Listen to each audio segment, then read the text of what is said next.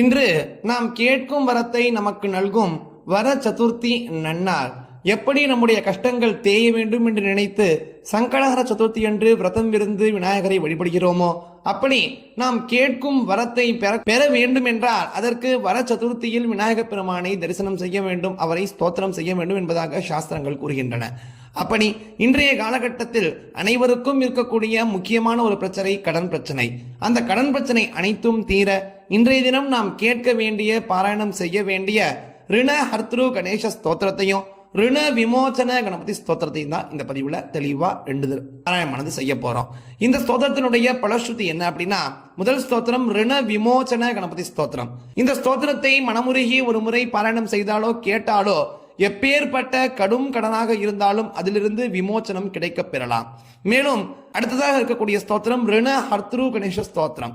பிற்காலத்தில் கடனே வாங்கக்கூடிய நிலைமை வராமல் நம்மை பாதுகாக்கக்கூடிய சக்தி இந்த ஸ்தோத்திரத்திற்கு உண்டு. இந்த இரண்டு ஸ்தோத்திரத்தையும் பாராயணம் செய்தால் கடனிலிருந்து விடுபட்டு நிம்மதியான பொருளாதார நிலை உயர்வாக இருக்க பெருமாள் அருள் புரிவார். இப்ப முதல்ல ரிண விமோச்சன கணபதி ஸ்தோத்திரத்தை பாராயணமானது செய்யலாம்.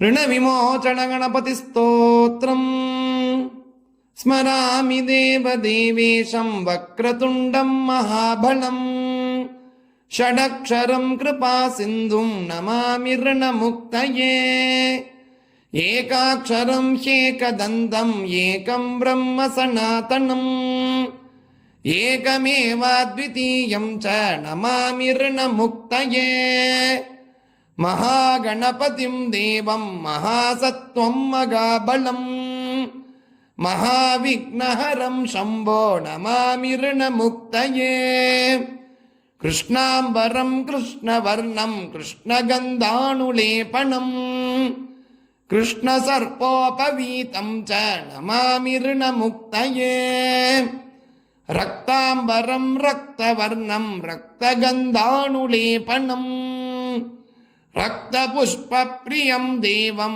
नमामि ऋणमुक्तये पीताम्बरं पीतवर्णं पीतगन्धानुलेपनं पीतपुष्पप्रियं देवं नमामि ऋणमुक्तये धूम्राम्बरं धूम्रवर्णं धूम्रगन्धानुलेपनं होमधूमप्रियं देवं नमामि ऋणमुक्तये फालनेत्रं फालचन्द्रं पाशाङ्कुशधरं विभुं चामरालङ्कृतं देवं नमामि ऋणमुक्तये इदं तृणवरं स्तोत्रं सन्ध्यायां यः पठेन्नरगा षण्मासाभ्यन्तरेणैव ऋणमुक्तो भविष्यति इति ऋणविमोचन महागणपति स्तोत्रं சம்பூர்ணம். இந்த ஸ்தோத்திரத்தை பாராயணம் செய்தால் கேட்டால் இதற்கு மேல் நாம் கடன் வாங்கக்கூடிய சூழ்நிலை ஏற்படாமல் நம்மை விநாயக பெருமான் பாதுகாப்பார். ஸ்ரீ ரிண ஹர்த்ரு கணேச ஸ்தோத்ரம் சிருஷ்ட்யாதௌ பிரம்மணா சம்யக் பூஜிதः பல சித்தயே சதைவ பார்வதி புத்ரஹ ரிணநாசம் கரோது மே त्रिपुरस्य वधात् पूर्वं शम्भुना सम्यगर्चितः सदैव पार्वती पुत्रः ऋणनाशं करोतु मे हिरण्यकश्यपादीनां वधार्थे विष्णुनार्चितः सदैव पार्वती पुत्रः ऋणनाशं करोतु मे महिषस्य वधे देव्या गणनाथः प्रपूजितः सदैव पार्वती पुत्रः ऋणनाशं करोतु मे तारकस्य वधात् पूर्वं कुमारेण प्रपूजितः सदैव पार्वती पुत्रः ऋणनाशं करोतु मे भास्करेण गणेशो ये पूजितश्च विसिद्धये सदैव पार्वती पुत्रः ऋणनाशं करोतु मे शशिना कान्तिवृद्ध्यर्थं पूजितो गणनायकः सदैव पार्वती पुत्रः ऋणनाशं करोतु मे पालनाय स्वतपसां विश्वामित्रेण पूजितः सदैव पार्वती पुत्रः ऋणनाशं करोतु मे इदं ऋणहरस्तोत्रं तीव्रदारिद्र्यनाशनम् एकवारं पठेन्नित्यं वर्षमेकं समाहितः दारिद्र्यात् दारुणान् मुक्तः कुबेरसम्पतं व्रजेत् पठन्तोऽयं महामन्त्रः सात्पञ्चदशाक्षरगा ॐ गणेशर्णं छिन्दीवरेण्यं हुं नमः पठ इमं मन्त्रं पठेत् अन्ते ततश्च शुचिभावनगा एकविंशतिसङ्ख्याभिः पुरश्चरणमीरितो सहस्रावर्तनात् सम्यक् षण्मासं प्रियतां व्रजेत् बृहस्पतिसमो ज्ञाने धने धनपतिर्भवेत् अस्यैवायुतसङ्ख्याभिः पुरश्चरणमीरितो लक्षमावर्तनात् सम्यक् वाञ्छितं फलमप्नुयात् भूतप्रेतपिशाचानां नाशनं स्मृतिमात्रतगा अस्य श्रीगणकर्तृगणपतिस्तोत्रमहामन्त्रस्य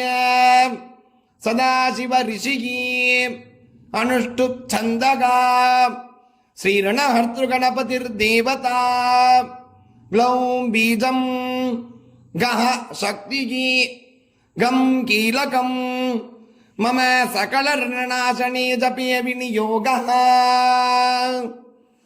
ॐ गणेशाङ्गुष्ठाभ्यां नमः ऋणं चिन्तितर्जनीभ्यां नमः वरेण्यं मध्यमाभ्यां नमः ॐ उम्मणामिकाभ्यां नमः ॐ नमः कनिष्ठिकाभ्यां नमः ॐ पटीकरदलकरपृष्ठाभ्यां नमः ॐ गणेशकृतयाय नमः ॐ ऋणं छिन्दि शिरसे स्वागा ॐ वरेण्यं शिखायै वसति ॐ हुं कवचाय हुं ॐ नमः नेत्रत्रयाय वौषटे ॐ पटि अस्त्राय पटि ध्यानम् सिन्दूरवर्णं द्विभुजं गणेशं लम्बोदरं पद्मदले निविष्टं ब्रह्मादिदेवैः परिसेव्यमानं सिद्धैर्युतं तं प्रणमामि देवम् ॐ गणेशर्णं छिन्दिवरेण्यं ॐ नमः पठे